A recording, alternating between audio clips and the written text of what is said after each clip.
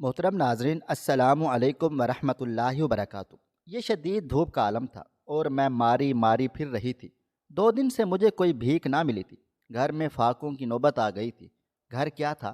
چھوٹا سا کمرہ تھا جس میں تھی اور میرے ساتھ وہ چھوٹی بچی تھی۔ آج جب میں بھوک سے بے حال ہوئی تو ہمت کر کے اپنے گھر سے نکلی اور اپنے ساتھ اس بچی کو بھی اٹھا لیا۔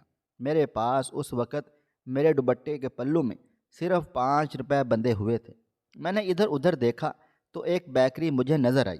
اس بیکری سے جا کر میں نے 5 روپے والا سستا سا کیک لے کر اپنی بیٹی کو کھلا دیا اور اس کو اٹھا کر میں بھیک مانگنا شروع ہو گئی تھی۔ حالانکہ میرے پورے وجود میں ہمت ختم ہو گئی تھی۔ ایسا لگ رہا تھا کہ ابھی چکرا کر گر جاؤں گی، لیکن میں کیا کرتی کہ بھوک سے بحال ہونے کی بنا پر میرا بھیک مانگنا ضروری تھا۔ اس بھیک سے جو پیسے ملتے تو میں کھانا خرید سکتی، اور اگر ہاتھ پر ہاتھ دھرے بیٹھی رہتی تو مجھے کچھ بھی نہ ملتا۔ میں اس وقت سب سے زیادہ مستحق تھی، لیکن پھر بھی لوگ مستحق لوگوں کو بھیک نہیں دیتے۔ جو ان کے سامنے ڈرامے کرتے ہیں، تماشا کرتے ہیں، وہ انہیں پیسے پکڑا کر چلتا کر دیتے ہیں۔ مجھے اس بات کا شدید افسوس ہوتا کہ میں تو واقعہ میں بھوکی تھی۔ مجھے اپنی بھوک سے کوئی محل کھڑا نہیں کرنا تھا، لیکن میں آج بھی شام تک بری طرح ناکام ہوئی تھی۔ میرے پاس صرف ابھی تک 50 روپے جمع ہوئے تھے۔ میں بالکل تھک چکی تھی، ہمت ختم ہونے کے برابر تھی۔ بیٹی بھی برابر روئے چلی جا رہی تھی، وہ بھی بھوکی تھی۔ میں نے صبح صرف اسے کیک کھلایا تھا، لیکن آخر وہ چھوٹا سا کیک اس کا کتنا پیٹ بھرتا، اور میں تو 2 دن سے بھوکی تھی۔ خدا خدا کر کے انہیں 50 روپے میں سے میں نے ایک بن خریدا اور آدھا خود کھا کر آدھا بیٹی کو دے دیا۔ اب 50 روپے خرچ ہو گئے اور میرے پاس ایک پھوٹی کوڑی بھی نہ بچی۔ میں نے قسمت آزمانے کے لیے گھر گھر جا کر دروازہ بجانا شروع کر دیا، بھیک مانگنے لگی۔ میں اس میں ابھی تک کامیاب نہیں ہوئی تھی۔ میں سمجھ گئی کہ آج کا میرا دن ہی خراب ہے، مجھے بھیک نہیں ملنے والی۔ میں مایوسی سے واپس لوٹ رہی تھی کہ ایک بڑا سا گھر نظر آیا۔ میں نے سوچا کیوں نہ اس گھر میں قسمت آزمائی جائے، ہو نہ ہو 100-200 روپے تو مل ہی جائیں گے۔ یہی سوچتے ہوئے میں قدم بڑھا کر اس گھر کے دروازے کو بجانے لگی۔ یہ گرمی کا موسم تھا تو سخت پسینے آ رہے تھے۔ حالانکہ شام ہو چکی تھی، لیکن ہوا کا نام و نشان نہیں تھا۔ میں باہر کافی دیر تک کھڑی رہنے کے بعد جب مایوسی سے واپس لوٹنے لگی تو اچانک مجھے دروازہ کھولنے کی آواز آئی۔ میں فوراً سے امید سے واپس مڑی تو جیسے ہی دروازہ کھلا اور سامنے نظر پڑی تو میرے اوسان خطا ہو گئے تھے کہ سامنے موجود شخصیت کو دیکھ کر میں حیران و پریشان رہ گئی۔ میں نے کبھی سوچا بھی نہ تھا کہ اس شخصیت سے میری یوں زندگی میں ایک بار پھر سے ملاقات ہو جائے گی اور میں اپنی جگہ جم سی جاؤں گی۔ مجھے ایسا لگا تھا جیسے میری زبان کسی نے کھینچ لی ہے اور میں کچھ بھی بولنے کے قابل نہیں رہی ہوں۔ یہاں تک کہ وہ شخصیت نے حیرت سے میرے ہاتھ میں موجود بچی کو دیکھا اور اس کے بعد جو جملہ کہا، اسے سن کر میں خالی خالی نگاہوں سے اس کی طرف دیکھنے لگی تھی۔ اس کا یہ سوال میرے ذہن کو آج سے 6 سال پیچھے لے کر چلا گیا، جہاں میری زندگی نے ایسی کایا پلٹی تھی کہ میں بالکل بدل کر رہ گئی تھی۔ آج میں جو تھی وہ 6 سال پہلے مختلف تھی، اور آج میں جو بن گئی تھی وہ 6 سال پہلے نہ تھی۔ ایک ایک کر کے ساری یادیں میرے ذہن میں گردش کرنے لگیں اور میں وہیں کھڑے کھڑے اپنے ماضی میں کھو گئی تھی، جو اس قدر دردناک تھا کہ جیسے ہی میں یاد بھی کرتی تھی تو اسے یاد کرنے سے ہی میری آنکھوں میں آنسو چھلک پڑتے، اور آج ایک بار پھر سے میری آنکھیں نم ہونے لگی تھیں۔ اس شخص کے سوال نے مجھے 6 سال پہلے ماضی میں دھکیل دیا تھا، اور میں اپنے ماضی کو یاد کرنے لگی تھی کہ کس طرح میں بدل گئی تھی اور کس طرح ایک بھکارن بن گئی تھی۔ اس کے پیچھے ایک بہت بڑی کہانی تھی، اور یہ کہانی میری یعنی جویریہ ہاشمی کی تھی۔ میں جویریہ ہاشمی اپنے والدین کی سب سے چھوٹی اولاد ہوں۔ میری کوئی بہن نہیں تھی، البتہ میرے 3 بڑے بھائی تھے۔ میں ان تینوں کی لاڈلی تھی، ان سے بہت محبت پیار کیا کرتی۔ وہ بھی میرا بہت زیادہ خیال رکھتے، مجھ سے محبت پیار کرتے۔ میرے والدین نے میری ہر خواہش پوری کی تھی، اس لیے مجھے آسائشوں میں رہنے کی عادت تھی۔ انہوں نے مجھے بہترین تعلیم و تربیت سے نوازا تھا، مجھے اچھے برے کی تمیز دی تھی۔ غرض انہوں نے ہر لحاظ سے مجھے ایک اچھا انسان بنانے پر توجہ دی تھی، جسے ہم کبھی بھی نہیں بھول سکتی تھی۔ میرے والدین میرے سب سے زیادہ خیر خواہ تھے، کیونکہ میں ان کی ایک اکلوتی بیٹی تھی۔ انہیں میری ہر چیز کی فکر رہتی، اور کوئی دن ایسا نہ گزرتا جب وہ مجھ سے اظہار محبت نہ کرتے۔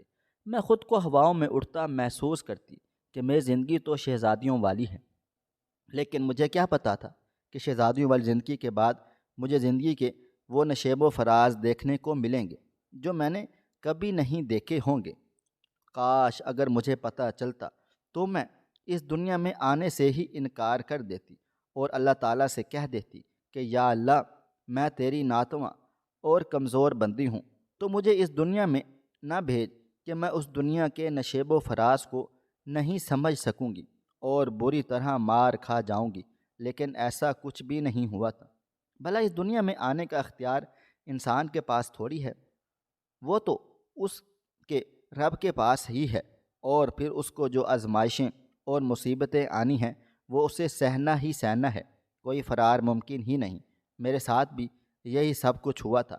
میں نے جیسے ہی 20 سال کی عمر میں قدم رکھا تو میرے والدین کو یہ فکر ستانے لگی کہ میری شادی ہو جانی چاہیے، لیکن میں شادی کے نام سے دور بھاگتی تھی، کیونکہ میں نے اپنے ارد گرد جتنے بھی لوگوں کو دیکھا تھا وہ شادی سے خوش نہ تھے۔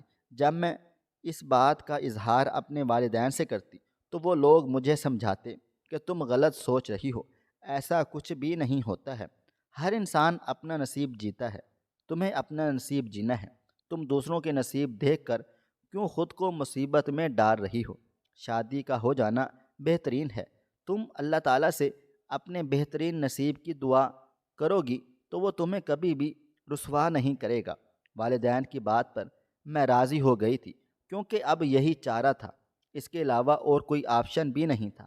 میری تعلیم اس وقت انٹرمیڈیٹ تک مکمل ہو چکی تھی، آگے پڑھنا چاہتی تھی، لیکن پھر رشتہ طے ہو گیا اور والدین نے مجھے کہہ دیا کہ اب آگے جتنا بھی پڑھنا ہے شوہر کے گھر جا کر پڑھ لینا، وہ امید ہے کہ وہ تمہیں مکمل طور پر آزادی دے گا۔ والدین کو اپنے انتخاب پر پورا بھروسہ تھا۔ میں نے جب پہلی بار صفدر کو دیکھا تو ان کو دل دے بیٹھی تھی۔ وہ نہ صرف پڑھے لکھے تھے بلکہ ذہین بھی تھے اور خاندانی لوگ تھے۔ میں خوش ہو گئی کہ چلو ایک جنت سے نکل کر دوسری جنت میں جانا پڑے گا اور کوئی آزمائشیں نہیں آئیں گی۔ حالانکہ مجھے ایسا نہیں سوچنا چاہیے تھا اور خود کو ہر قسم کے وقت کے لیے پہلے سے ہی تیار ہو جانا چاہیے تھا، لیکن ایسا نہ ہو سکا۔ میں خوابوں میں رہنے والی ایک شہزادی تھی اور اپنے خوابوں کو ٹوٹ کر بکھرتا دیکھنا کبھی سوچ بھی نہیں سکتی تھی۔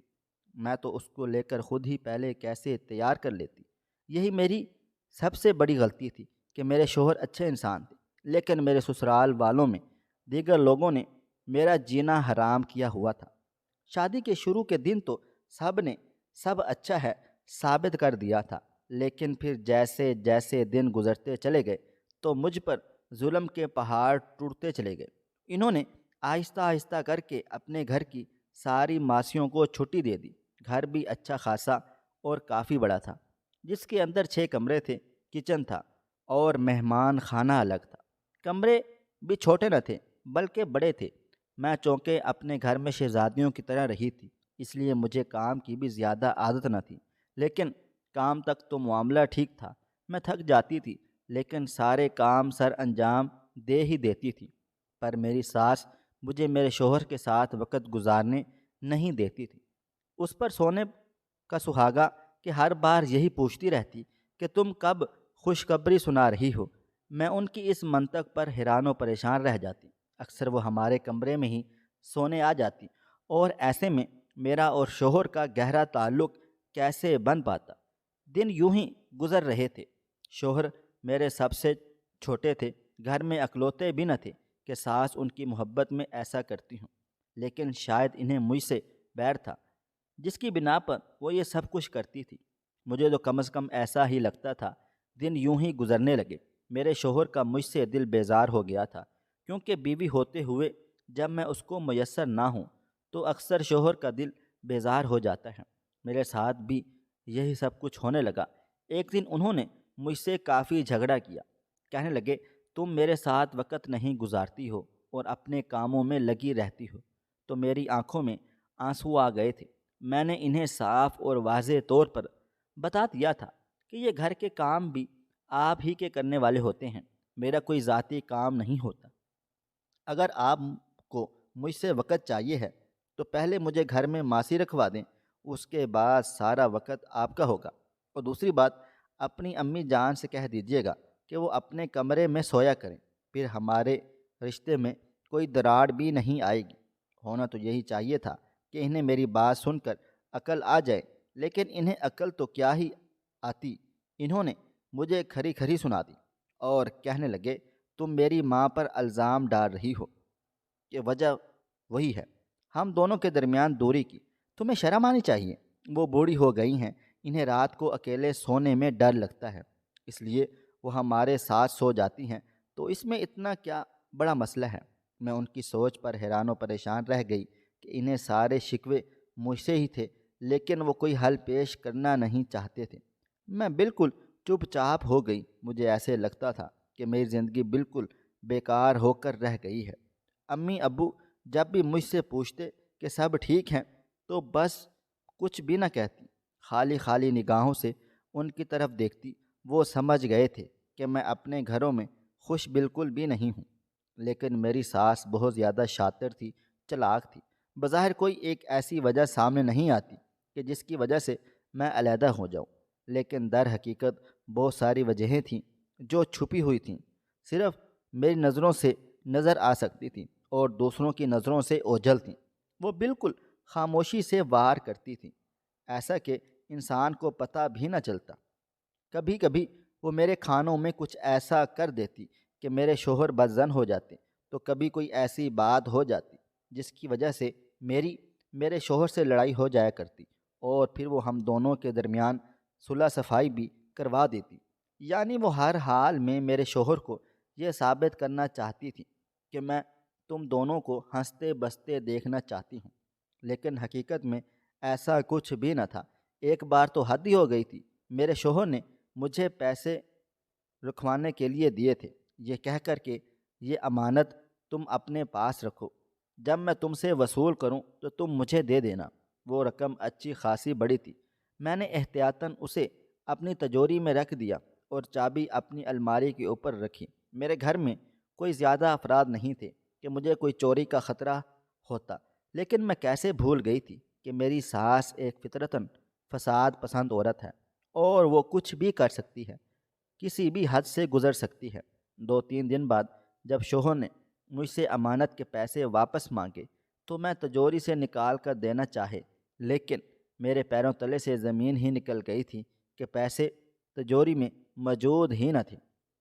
اب میں نے پورا گھن چھان مارا، لیکن پیسے کہیں بھی نہیں تھے۔ اسی دوران میں نے تمام لوگوں کے کمروں کی تلاشی لینے کا فرمان جاری کر دیا تو میری ساس ہتے سے اکھڑ گئی۔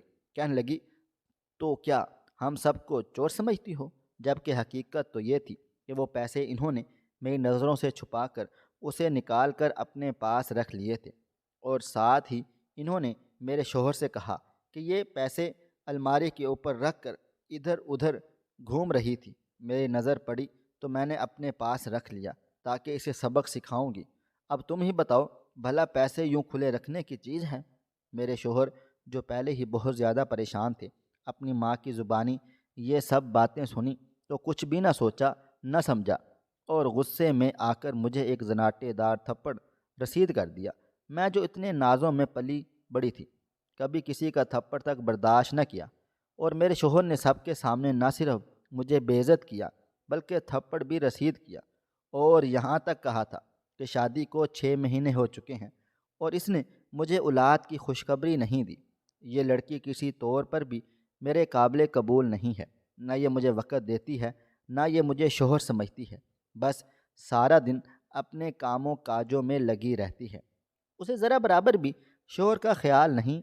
رہتا، نہ یہ میرا کہنا مانتی ہے۔ یہ انتہائی بد زبان، بدتمیز اور نافرمان عورت ہے۔ اپنے شوہر کی زبانی اپنی اتنی ساری خامیاں دیکھ کر مجھے اپنی ہی ذات پر شک ہونے لگا کہ کہیں واقعہ میں میری اندر یہ خامیاں تو موجود نہیں ہیں۔ حالانکہ ایسا کچھ بھی نہیں تھا۔ میں خاموشی سے سب کچھ سہ رہی تھی، لیکن اب میری برداشت سے باہر ہو گیا تھا۔ میں نے انہیں سب کے سامنے صاف اور واضح طور پر کہہ دیا کہ اب میں ان کے ساتھ نہیں رہ سکتی۔ انہیں چاہیے تو وہ مجھے الگ گھر لے کر دیں یا پھر مجھے چھوڑ دیں۔ میرے شوہر نے جب میری یہ والی بات سنی تو کہنے لگے، ویسے بھی تم جیسی بانجھ عورت کے ساتھ رہ کر میں کیا کروں گا؟ شادی کے 6 مہینے تک تو تم مجھے خوشخبری تک نہیں دے سکی۔ اس بات کا یہی مطلب ہے کہ تم میں کوئی نہ کوئی کمی ہے، تبھی تم مجھے وقت بھی نہیں دیتی ہو۔ یہ بات انہوں نے چھپا لی تھی کہ راتوں کو اکثر ان کی ماں ہمارے ساتھ سوتی تھی۔ ان کی بات سن کر میرا دل چاہا کہ زمین پھٹے اور میں اس میں سما جاؤں اور اس قدر ظالم سماج کے سامنے مجھے زندگی مزید نہ جینی پڑے۔ ان کی بات سن کر میں روٹھ کر اپنے گھر آ گئی۔ میں وہاں جانا ہی نہیں چاہتی تھی کہ بھائیوں نے مجھے سمجھانا شروع کر دیا کہ وہ تینوں کے تینوں بھائی شادی شدہ تھے۔ انہوں نے مجھے کہنا شروع کر دیا کہ اپنا گھر اپنا ہوتا ہے تو میں اپنے گھر کو نہیں چھوڑنا چاہیے تھا۔ اب اس کی زندگی میں اگر کوئی اور عورت آ گئی تو تم بھلا کیا کرو گی؟ ان کی اس بات سے مجھے بھی اثر نہیں ہوا تھا، لیکن میرے ماں باپ نے مجھے صلح کا ایک اور موقع دینے کی بات کی تو مجھے ان کی بات ماننی پڑی اور میں ایک بار پھر سے اسی گھر میں واپس چلی گئی تھی جہاں سے ذلیل و رسوا ہو کر گئی تھی۔ لیکن اب میرے دل کی حالت یکسر بدل چکی تھی۔ میرے شوہر کا رویہ مجھ سے پہلے جیسا ہی تھا، گویا انہیں کوئی فرق ہی نہ پڑا تھا کہ انہوں نے میرے ساتھ اس قدر برا سلوک کیا تھا۔ انہوں نے معافی تک نہ مانگی تھی اور میرے دل میں یہ بات رہ گئی تھی۔ اسی دوران میرے والد صاحب کا انتقال ہوا تو میرے گھر کا سارا نظام ہی تبدیل ہو گیا تھا۔ سب کچھ بھابھیوں کے ہاتھ میں آ گیا۔ امی جان کی حیثیت ثانوی ہو کر رہ گئی اور ان کی ایک نہ سنی جاتی۔ ہر کوئی اپنی من مانی کرنے لگ جاتا۔ ایسے میں مجھے اپنا فیصلہ بے حد غلط لگا۔ والد صاحب کی موجودگی میں اگر اپنے شوہر سے علیحدگی اختیار کر لیتی تو آج یہ سب کچھ نہ ہوتا۔ اب میرے پاس کوئی اور راستہ نہیں رہا، چنانچہ میں چپ چاپ صبر کر کے گزارا کرنے لگی۔ لیکن اب میرے شوہر اولاد کی رٹ لگائے رہے ہوئے تھے۔ بھلا یہ میرے ہاتھ میں کیسے تھا؟ ساس نے میری بات سن کر یہ سمجھ لیا تھا کہ میں اس کی حقیقت جان گئی ہوں، چنانچہ اب وہ ہمارے کمرے میں آنے کی جسارت نہیں کر سکتی تھی۔ لیکن میں ایک ایسی زندگی گزار رہی تھی جس میں شوہر کا پیار موجود ہی نہ تھا، یا شاید وہ بیوی کو صرف بستر کی زینت ہی سمجھتے تھے۔ اس کے علاوہ اس کی اور کوئی خواہش نہیں تھی، اس کے کوئی ارمان نہیں تھے، اور اگر تھے بھی تو انہیں ان سے کوئی لگاؤ نہیں تھا۔ وہ صبح سے لے کر رات تک کام پر موجود ہوتے اور رات ہوتے ہی یا تو وہ اپنے دوستوں میں گھومنے گھمانے چلے جاتے یا پھر گھر پر سو جاتے تھے۔ میں نے ایسی زندگی کا خواب کبھی بھی نہیں دیکھا تھا۔ اب میرے شوہر کو اولاد کی بے حد خواہش پیدا ہو گئی۔ وہ بار بار مجھے طعنے دیتے کہ تم اولاد پیدا نہیں کر سکتی ہو، تم اس قابل ہی نہیں ہو، تم بانجھ ہو۔ دن رات یہ باتیں سن سن کر میرے کان پک چکے تھے، یہاں تک کہ ایک دن انہوں نے مجھے یہ کہہ دیا کہ میں دوسری شادی کرنے لگا ہوں کیونکہ تم مجھے اولاد نہیں دے سکتی۔ انہوں نے جب مجھے یہ خبر سنائی تو میں چلا اٹھی اور سارے حساب کتاب برابر کرنے لگی۔ جو اس گھر میں میرے ساتھ برا ہوا وہ سب کچھ کہنے لگی۔ ہونا تو یہ چاہیے تھا کہ وہ انصاف کا سلوک کرتے، لیکن انہوں نے مجھے اپنے گھر سے نکال دیا اور یہ کہہ کر کہ آئندہ تم کبھی یہاں کا رخ نہ کرنا، تم ہماری زندگی میں کوئی اہمیت و حیثیت نہیں رکھتی ہو، یہاں سے چلی جاؤ، دفع ہو جاؤ۔ میری آنکھوں کے سامنے سے وہ تمام مناظر گھومنے لگے۔ جب میں نے اس گھر کا خیال کیا، ان کی مشکل وقت میں ان کی مدد کی تھی۔ میرے شادی کے کچھ عرصے بعد میرے شوہر کی نوکری بھی چلی گئی تھی۔ یہ وقت بھی میں نے صبر و شکر کر کے گزارا تھا، کبھی کوئی گلہ شکوہ نہ کیا۔ حالانکہ میں اپنے گھر میں روپے پیسے کی فراوانی دیکھی تھی، لیکن اب سب کچھ تباہ و برباد ہو گیا تھا۔ میرے شوہر میرے ساتھ رہنا ہی نہیں چاہتے تھے، اس لیے بہانے بہانے سے مجھ سے لڑنا شروع ہو گئے تھے، اور آج انہوں نے مجھے اپنے گھر سے نکال دیا تھا۔ لیکن اب میرے صبر کی بھی انتہا ہو گئی تھی۔ میں نے اسی وقت گھر چھوڑ دیا، اور جیسے ہی میں اپنے میکے میں آئی تو بھابھیوں کے رویے بدل چکے تھے۔ بھائی نے مجھے اسی وقت یہ کہہ کر میرے سسرال واپس بھیجنا چاہا کہ تمہاری یہاں پر کوئی جگہ نہیں ہے، جاؤ اور جا کر اپنا گھر بساؤ۔ آج کے دور میں کوئی کسی کا بوجھ نہیں اٹھاتا، تمہیں اپنا بوجھ خود ہی اٹھانا ہے۔ میری امی جان بستر پر تھیں، لیکن انہوں نے مجھے گھر سے نکال دیا، اور میں اب بالکل بے سہارا ہو چکی تھی۔ میرے سسرال میں کوئی جگہ تھی، نہ میکے میں کوئی سہارا تھا۔ کافی دنوں تک تو پڑھی لکھی ہونے کے باوجود بھی صدمے کے زیر اثر سڑکوں پر ماری ماری پھرتی رہی۔ نہ میرے پاس کوئی ٹھکانہ تھا، نہ کمائی کا کوئی خاص ذریعہ تھا۔ میں کہاں جاتی، کیا کرتی؟ چنانچہ میں نے 2-3 دن بھرپور فاقوں میں گزارنے کے بعد یہ طے کر لیا کہ میں بھیک مانگ کر اپنا گزارا کروں گی، کیونکہ اب میرے پاس اس کے علاوہ اور کوئی چارہ بھی موجود نہ تھا۔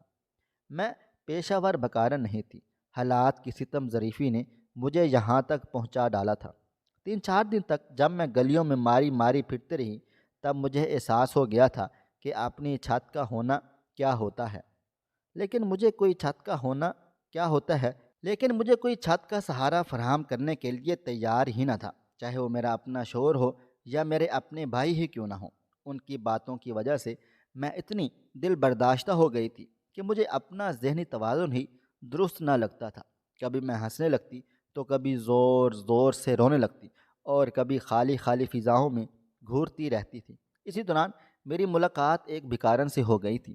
اس نے مجھے کھانے کو روٹی دی تھی اور کہا تھا کہ تو بھی میری طرح بھیک مانگ کر ہی اپنا گزارا کرتی ہے، کہ اس دنیا میں کوئی کسی کا نہیں ہوتا۔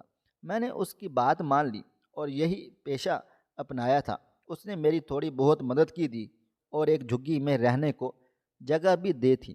میرے لیے یہی بہت کچھ تھا۔ میں دنیا سے بیزار ہو گئی تھی اور یہاں سے بہت دور چلے جانا چاہتی تھی۔ دن یوں ہی گزر رہے تھے، کبھی ایک وقت کا کھانا مل جاتا تو کبھی 2 دن یوں ہی بھوکا رہنا پڑتا تھا۔ کوئی مجھے دیکھ کر یہ نہیں کہہ سکتا تھا کہ یہ وہی جیتی جاگتی اور ہنستی مسکراتی لڑکی ہے جس نے ہمیشہ شہزادیوں والی زندگی گزاری ہے، آج سب سے بھیک مانگ رہی ہے۔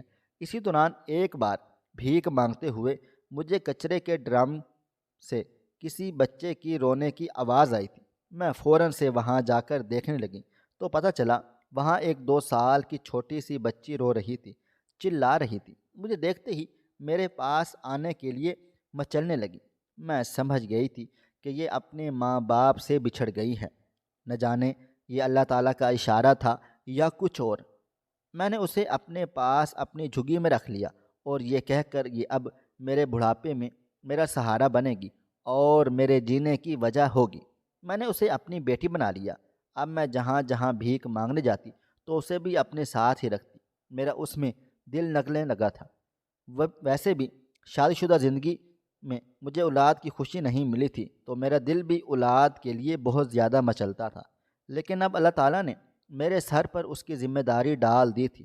بھلے ہی میرے ہاتھ میں 1 روپیہ تک نہ ہوتا، لیکن میں ہر ممکن حد تک اس کا پیٹ بھرنے کی کوشش کیا کرتی تھی، کیونکہ اب وہ میرے جینے کی وجہ بن گئی تھی۔ وہ بھی مجھے اپنی ماں ہی سمجھ رہی تھی۔ مجھے بھلا اور کیا چاہیے تھا؟ آہستہ آہستہ کر کے میں اپنے ان تمام رشتہ داروں کو بھولنے لگ گئی جنہوں نے مجھے درد اور تکلیف دی تھی، اور انہوں نے مجھے اپنی زندگی سے نکالنے میں 1 منٹ کے لیے بھی نہ سوچا تھا۔ کہ کبھی کبھی اچھی بھیک مل جاتی تھی تو میں اور میری بیٹی پیٹ بھر کر کھانا کھا لیتے، اور کبھی کبھی تو 2-3 دن تک بھوکا رہنا پڑتا۔ آج بھی وہی دن تھا، مجھے 3 دن سے کھانا نہیں ملا تھا۔ میں نے سوچا کہ گھر گھر جا کر بھیک مانگتے ہیں، شاید کچھ مل جائے، یا اگر بھیک نہیں ملے گی تو کھانے کے لیے ہی کچھ مانگ لوں گی۔ اتفاق سے ایک گھر والوں نے کھانا دے دیا تھا اور بھیک دینے سے انکار کر دیا تھا۔ میں وہیں گلی میں بیٹھ کر کھانا کھانے لگی، لیکن اب بھی میرے پاس 1 روپیہ تک نہ تھا۔ میرے اندر اتنی ہمت نہ تھی کہ میں روز اب بھیک مانگنے کے لیے آیا کروں۔ میری بیٹی اب 6 سال کی ہو چکی تھی اور مجھے 6 سال ہو گئے تھے اسی طرح گھر سے بے گھر ہوتے ہوئے۔ میں نے انہی خیالوں میں ایک دروازے پر دستک دی تھی، اور جیسے ہی دروازہ کھلا تھا تو میرے پیروں تلے سے زمین ہی نکل گئی تھی۔ میں بھلا اس شخص کو کیسے بھول سکتی تھی؟ یہ وہی شخص تھا جس نے مجھے میرے گھر سے نکال دیا تھا۔ البتہ اس نے مجھے طلاق نہ دی تھی۔ یہ میرا اپنا شوہر تھا جو اس گھر میں رہ رہا تھا۔ اس نے بھی مجھے فوراً پہچان لیا تھا، لیکن اس حالت میں دیکھ کر اس کی آنکھوں میں بھی زار و قطار آنسو آ گئے تھے۔ شاید وہ ندامت شرمندگی سے رو رہا تھا۔ میں کچھ بھی نہ سوچ سکی، بس خالی خالی نگاہوں سے اس کی طرف دیکھنے لگی۔ میرا ذہن جیسے معاف ہو گیا۔ اس نے اسی وقت میرے سامنے ہاتھ جوڑ دیے اور معافی مانگنے لگا۔ اس نے مجھے اندر بلایا۔ نہ جانے کس جذبے کے تحت میں اندر چلی آئی۔ شاید میں اب زندگی کی ٹھوکروں سے تنگ آ کر اسے معاف کر دینا چاہتی تھی تاکہ مجھے زندگی میں کچھ سکون میسر ہو سکے۔ اس نے میرے ہاتھ میں بچی دیکھ کر کہنے لگا کہ یہ کس کی بیٹی ہے؟ میں نے اسے صاف اور واضح طور پر بتا دیا تھا کہ میں نے اسے گود لیا تھا، کیونکہ تم نے تو مجھے اسی وجہ سے گھر سے نکالا تھا۔ میرے پاس جینے کی کوئی وجہ بھی نہیں تھی۔ پھر ایک دن کچرے کے ڈرم سے مجھے بچی ملی جسے میں آج تک پال پوس رہی ہوں۔ اس نے مجھے کہا کہ تمہارے جاتے ہی ہم تباہ و برباد ہو گئے تھے اور پورے 6 سال تک در بدر پھرتے رہے۔ تم یہ نہ سمجھو کہ تمہیں گھر سے نکال کر ہم سکون سے رہے۔ اللہ تعالیٰ کی لاٹھی بے آواز ہوتی ہے۔ میری ماں فالج کا شکار ہو کر اس دنیا سے رخصت ہو گئی۔ میرا کاروبار تباہ و برباد ہو گیا۔ میری دوسری بیوی مجھ سے وفادار نہ تھی، مجھے دھوکہ دیا اور اپنے آشنا کے ساتھ بھاگ گئی۔ تب مجھے تمہاری شدت سے یاد آئی۔ میں نے تمہیں ہر جگہ ڈھونڈا، لیکن تم مجھے کہیں بھی نہیں ملی۔ آج پورے 6 سال بعد قسمت نے ہمیں ملایا ہے۔ کیا تم مجھے معاف کر دو گی؟ کیا تم واپس میری زندگی میں آ جاؤ گی؟ میں نے تمہیں طلاق نہیں دی تھی، اور کبھی کبھی میں اسی بات پر شکر ادا کرتا تھا کہ میں نے تمہیں اپنے گھر سے نکالا ضرور تھا، لیکن اپنی زندگی سے نہیں نکالا تھا۔ شاید اللہ تعالیٰ کو ہماری زندگی میں یہ آزمائش لکھنی تھی۔ کیا تم پھر سے میرے ساتھ نباہ کرنے کے لیے تیار ہو؟ میری آنکھوں میں آنسو آ گئے تھے۔ اللہ تعالیٰ نے میری آزمائش بہت لمبی لکھی تھی۔ پورے 6 سال تک میں در بدر پھرتی رہی تھی اور اپنا قصور تلاش کرتی رہی تھی، لیکن آج جب میرے شوہر نے مجھے مکمل طور پر بدلی ہوئی حالت میں قبول کرنے کی پیشکش کی تو میں نے اسے کفران نعمت نہ کیا، کیونکہ میں اب خود بھی حالات سے تنگ آ چکی تھی۔ کبھی کبھی تو خودکشی کرنے کا بھی سوچنے لگتی، لیکن اللہ تعالیٰ نے میرے لیے بہتر سے بہترین سوچ کر رکھا تھا۔ چنانچہ میں نے ان کے ساتھ رہنے کی حامی بھر لی اور ان کی پیشکش قبول کرتے ہوئے زارو قطار رو پڑی تھی۔ یہ میرے لیے بہت بڑا جذباتی لمحہ تھا۔ میں کبھی سوچ بھی نہیں سکتی تھی کہ میری شادی شدہ زندگی اس قدر مشکلات کا شکار ہو کر مجھ سے روٹھ جائے گی اور پورے 6 سال تک ایک بار پھر سے مجھے منانے آ جائے گی۔